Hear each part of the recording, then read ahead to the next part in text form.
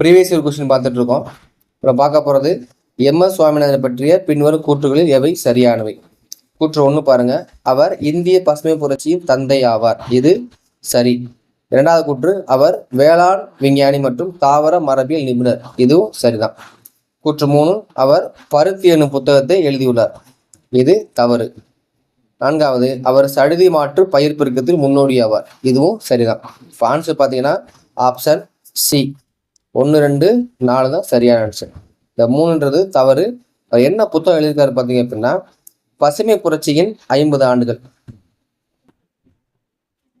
பசுமை புரட்சியின் 50 ஆண்டுகள், இது ஒரு புத்தகம். இரண்டாவது, பசியற்ற உலகத்தை நோக்கி. பசியற்ற உலகத்தை நோக்கி. மூன்றாவது, உயிரியல் மகிழ்ச்சியை தேடி. மகிழ்ச்சியை தேடி. எல்லாமே ஆங்கிலத்தில் இருப்பாரு, தமிழாக்கம்